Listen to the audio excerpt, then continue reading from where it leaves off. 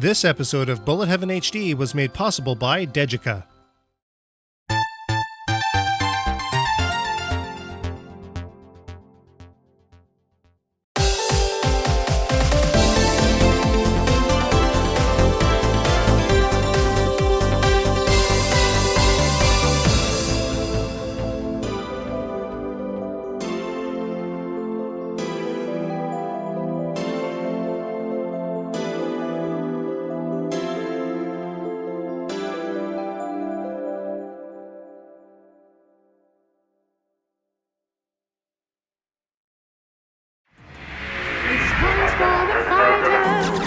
This one's for the soldiers, this one's for the warriors, freedom. This one's for the leaders, this one's for the dreamers, this one's for the keepers, freedom. Give this humble message in unspoken language. In episode 31 of Bullet Heaven HD, we took a look at Darius Twin on the Super NES. The Darius series has been around for quite a while and has a pretty dedicated fan base, but I came away slightly disappointed by Darius Twin's gameplay. With another 3 games under the series belt in the form of Darius Force, also known as Supernova in North America, Darius Gaiden, and G Darius, DARIUSBURST is the latest entry in Taito's long-running series. Originally released to the PSP in 2009, DARIUSBURST would evolve into several different versions. DARIUSBURST Another Chronicle, AC, saw release to Japanese arcades in 2010. The PSP version was then released to iOS worldwide in 2012, as well as Android in Japan the same year. Finally, it would make its way to Western regions as DARIUSBURST Chronicles Savior, CS, on PlayStation 4, PlayStation Vita, and Steam. The CS versions have yet to be released in Japan as of this episode, but are planned for a January 2016 release. For this review, we'll be focusing on the Steam version, so let's take a closer look.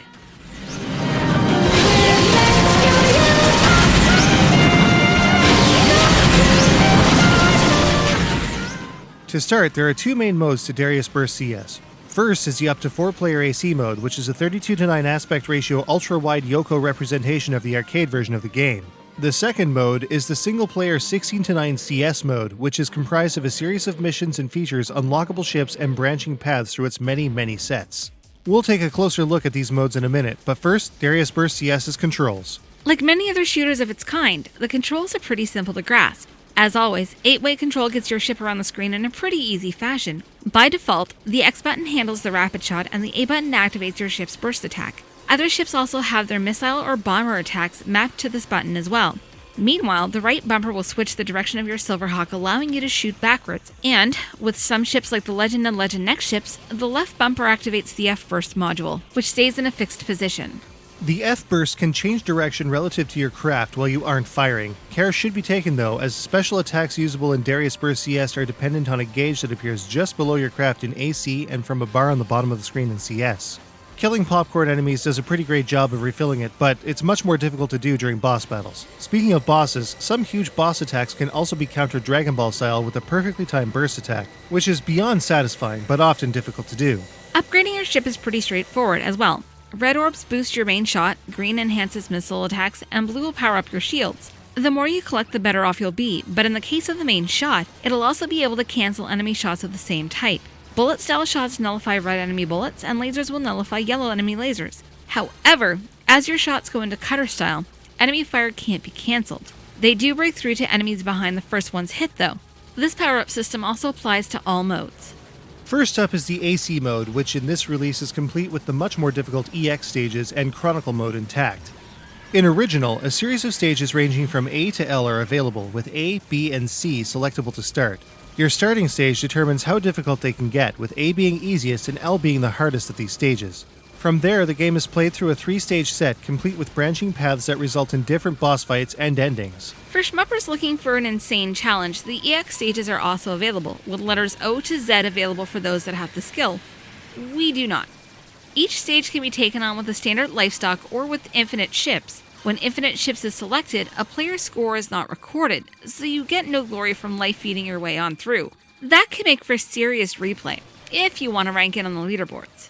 Players also have access to a wide range of Silverhawk ships you use in AC mode as well, including some from other games. Ships like the Origin from Darius, Second from Darius 2, Gaiden from Darius Gaiden, and Genesis G Darius offer players classic weapon systems in a new setting, though they often lack the attack flexibility of the new burst ships. Perhaps the coolest mode in AC has got to be the Chronicle mode. Comprised of literally thousands of stages, players around the world work together to liberate each world on a specific DARIUSBURST AC cabinet. Each hex on the grid of every planet has its own unique stage set with certain conditions for success. Some require multiple players, up to 4, while others have a 1cc rule. Others still have only certain weapons or ships available. Some have no power-ups. It's a crazy challenging, super diverse mode that, all told, just hasn't been done in a shooter before on this kind of scale. But since you're not the only one chipping away at these stages, there will definitely be times where a lot of it is already complete. If too much of a game has been completed for your liking, selecting another cabinet in the options menu, out of a total of 64, may yield more unfinished stages.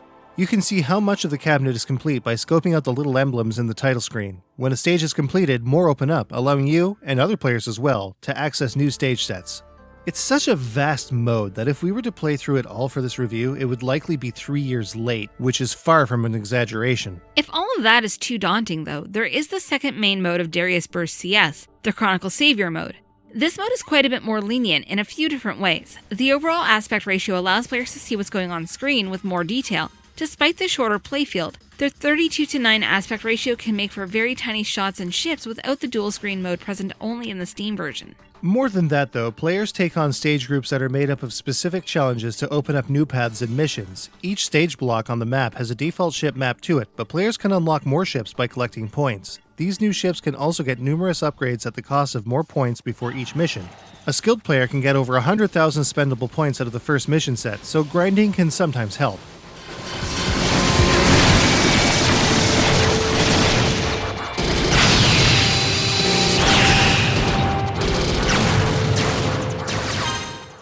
DARIUSBURST takes a pretty standard approach to scoring. Essentially, killing off a certain amount of enemies will grow a multiplier which is applied to completed enemy group kills. In CS mode, this multiplier caps out at different levels for different ships.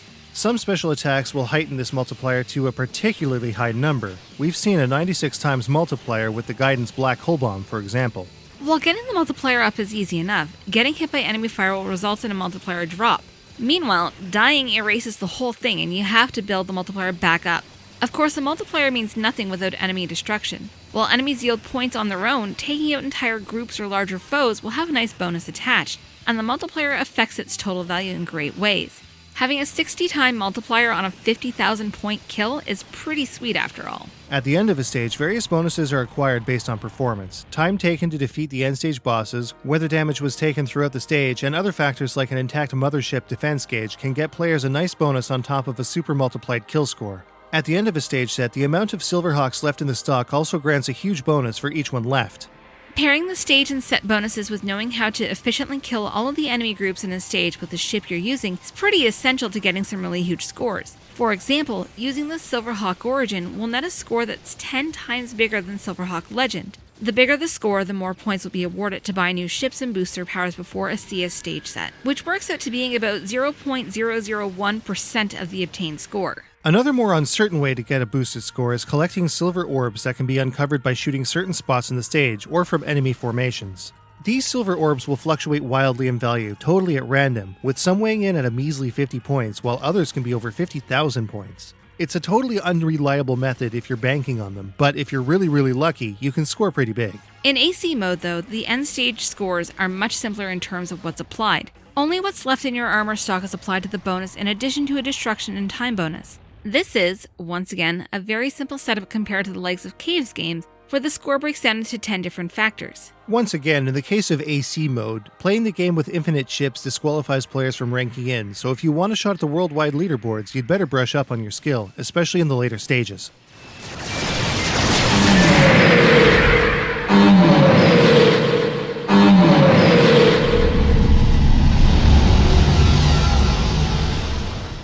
DARIUSBURST CS is a game that definitely has its own identity when it comes down to its presentation. With a serious amount of audiovisual clout, not to mention its awesome amount of content, there's a good balance to its gameplay and presentation style. Well, mostly. For a game that started out on the PSP, DARIUSBURST CS is definitely on the higher end of good looking, with a great fast-moving 3D graphics engine.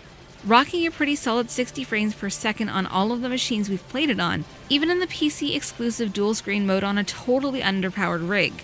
However, it also lacks some of the truly next-gen shine and texturing. The backgrounds can sometimes leave a bit to be desired though, and come off as a little plain at times, but at others they are simply awesome.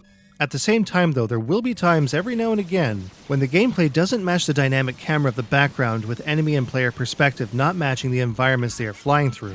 There are also times that some of the background elements seem to be different resolutions too, but it's less obvious than the camera tilts.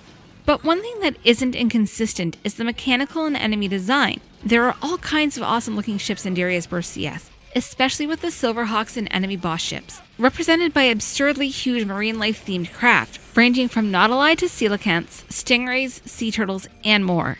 Each boss has more difficult variants as well, which are sure to test the mettle of Darius veterans. On the sound front though, things take a turn for the bleh.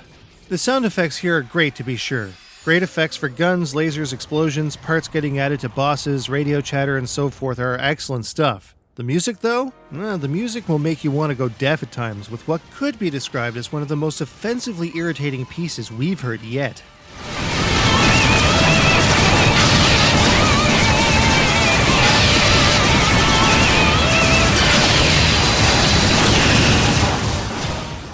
The CS mode's opening track, Freedom, is also not great. Justice may carry, sisters and brothers. We fight for the honor, we must fight until we get what's right.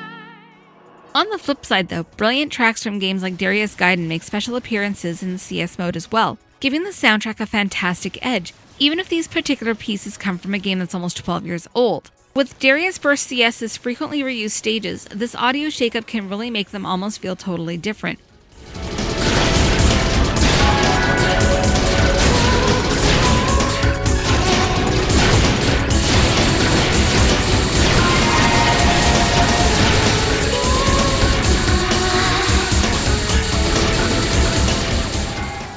That said, a lot of DARIUSBURST's original tracks are pretty great too.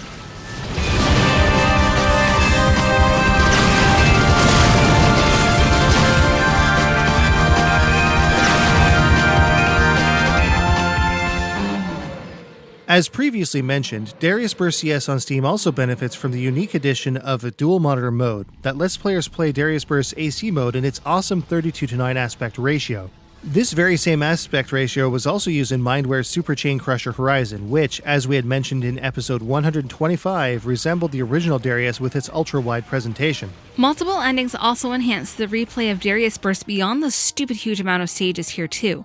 Steam achievements, online leaderboards, and slick UI make for a pretty great presentation overall. There's just one thing. Getting out of AC mode to get to the main game select menu can be a bit confusing, especially if you hit A one too many times. At the title screen, press B. That's it. But go even one screen further and you have to quit from game start to the title screen to try again. So just how does DARIUSBURST CS stack up? Let's take a look.